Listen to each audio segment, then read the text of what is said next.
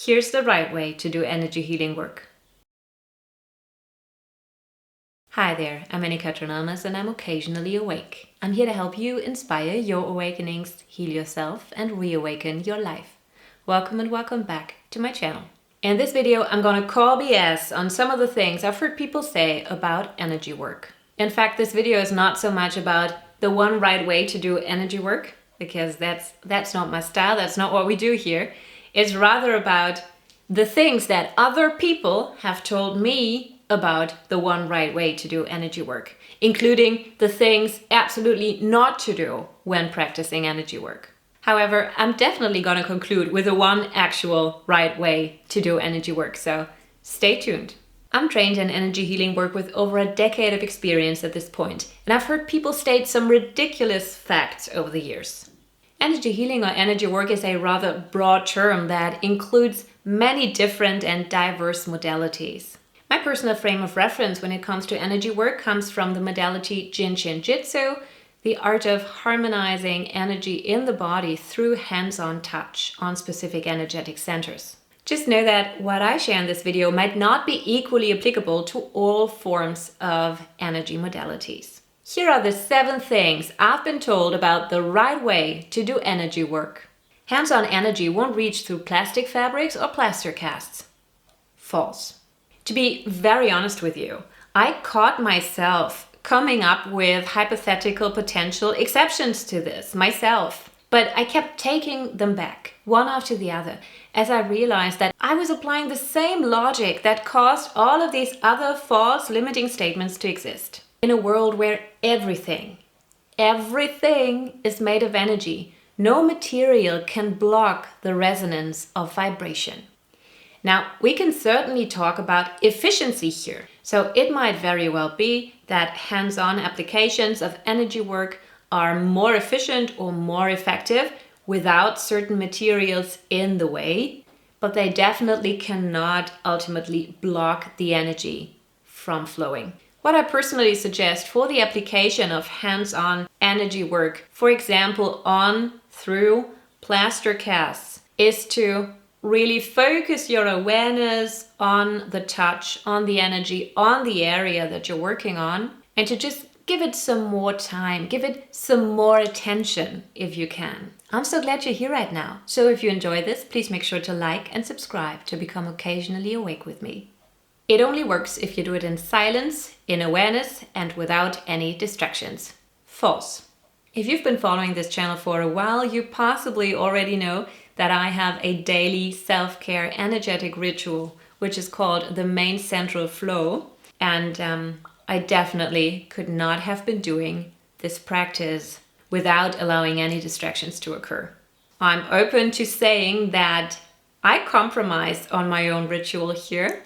And I do that in order to keep up with the daily practice and not allowing any exceptions. It has been every single day, and that possibly would not have worked out. No, I can leave out the possibly. That would not have worked out had I not allowed for distractions to be present, because sometimes over the course of 6.5 years, distractions have simply been there during my practice, and that's totally fine. When working with hands-on energy specifically, there are several signs that tell you that your body, your mind, your spirit, your entire system is actually in resonance with the practice, with the moving of the energy flow in the body. And one of the signs with hands-on practice is that you can feel a silent or sometimes even very loud pulse of different qualities in the fingers or in the palms of the hands with whatever parts of the hands you touch the body, you touch the energetic centers. The quality of the touch, the sensations of the touch in your own hands when you practice on your own body or when you practice on other people tells you that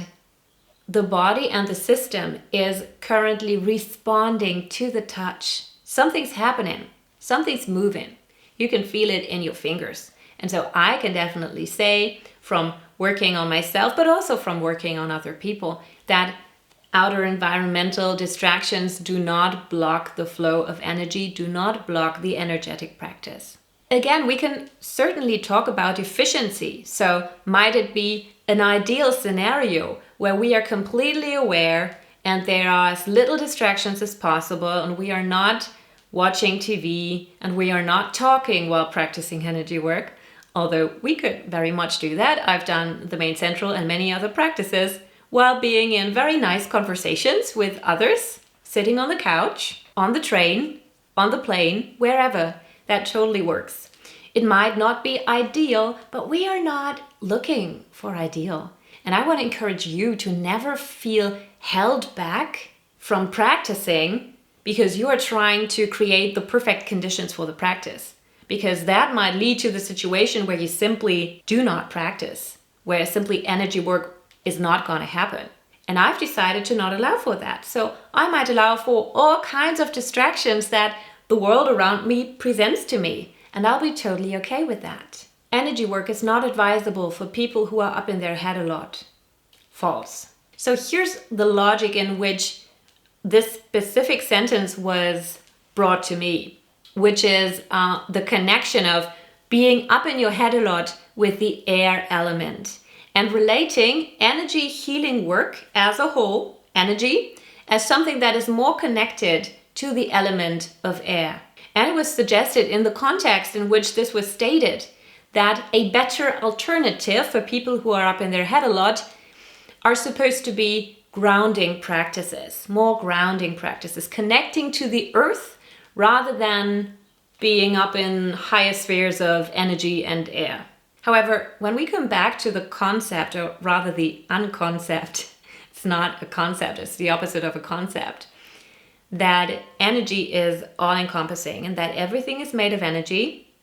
This is inclusive of all the elements. All elements are very explicitly included in the practice. If everything is made of energy, all elements, they are simply different energetic qualities. That's what they are. All the elements can be accessed, can be harmonized in their energetic expressions within our lives, within our systems, within our body, mind, spirit systems, can be specifically addressed through energetic practice. Energy work is not equal to the air element.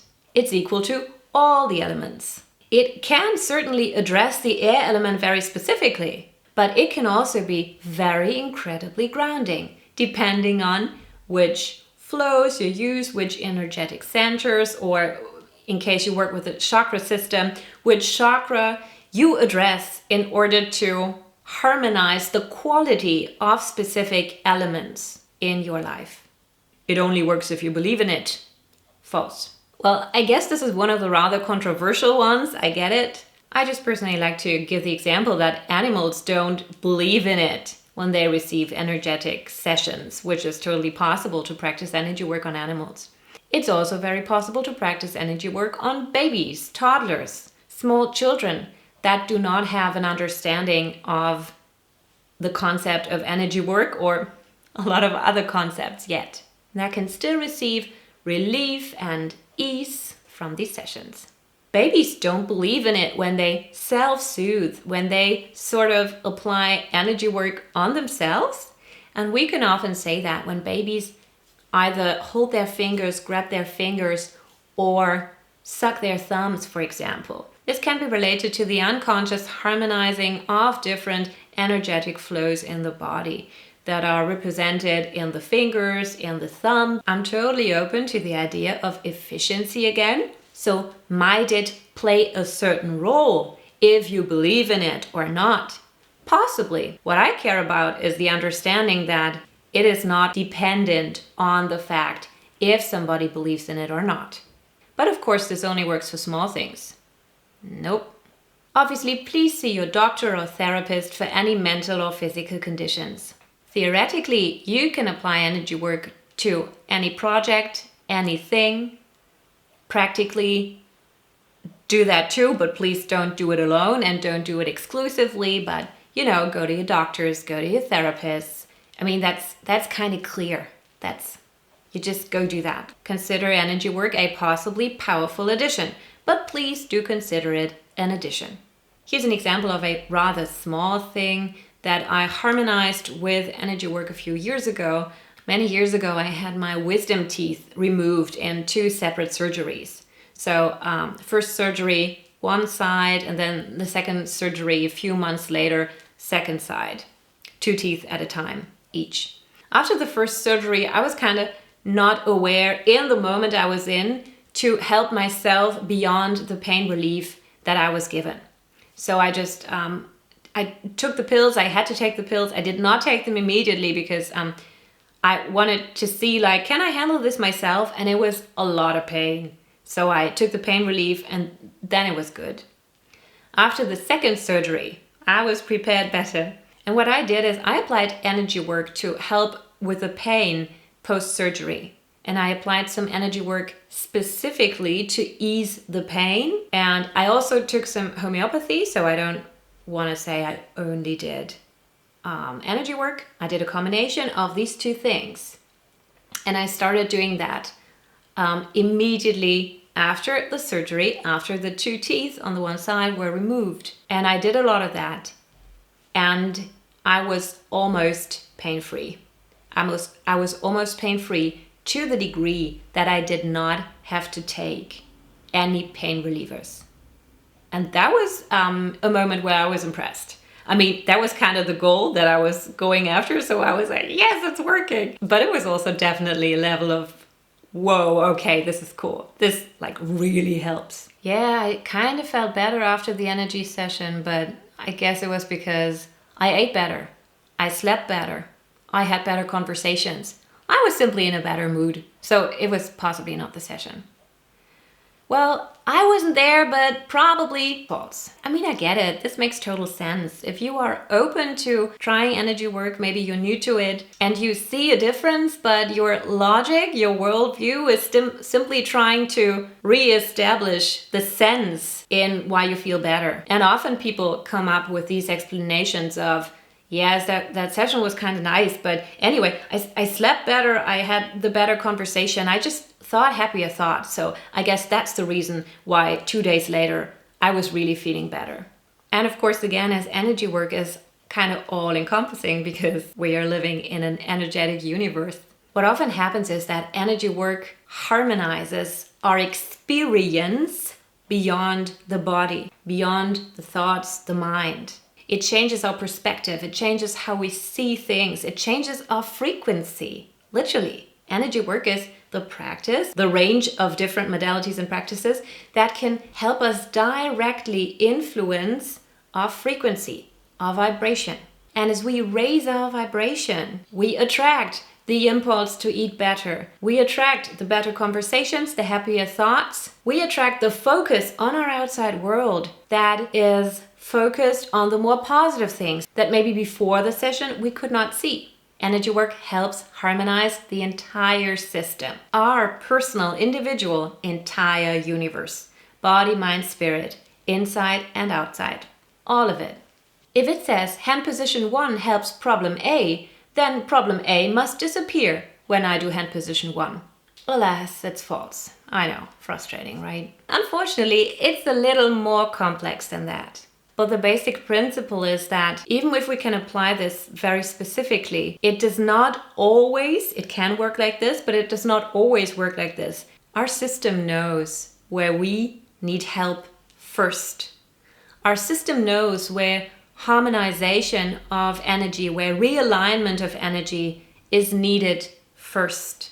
Up to a point, we cannot influence the order in which order in our energetic system is restored. We might give a certain energetic impulse and try to harmonize and help a certain aspect with a specific intention, but that impulse might be translated by our system into a harmonizing of another aspect of the system first. Without it making conscious logical sense to us, it certainly makes sense on an energetic level of what's happening in our field. So these were some of the statements I've heard people say about energy work or energy healing over the years. And now let me finally come to the conclusion of the actual right way to do energy healing work. And it is to do it. Just do it. Just do it. I'm serious.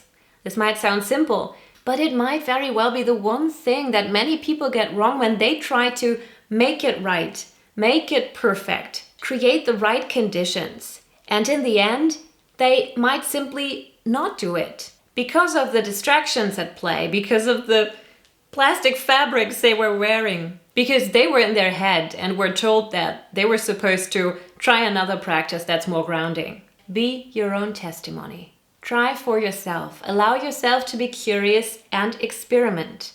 And know that the only thing you could mess up theoretically is efficiency. And that's totally fine. If you don't go for perfect, you can simply go for good enough. And good enough can make a whole lot of a difference on your system. So it is advisable to base our practice on intention rather than expectation. Good enough will do. Go for good enough. Base your opinions about this on personal experience. See for yourself, try for yourself, and allow yourself to be surprised by your experience. Thanks for watching. If you enjoyed this, please like and subscribe. This video is related to the awakening to the conscious self. If you want more insights on the 4 types of awakenings and how to experience them in your life occasionally, visit me at occasionallyawake.com to inspire your awakenings. Bye.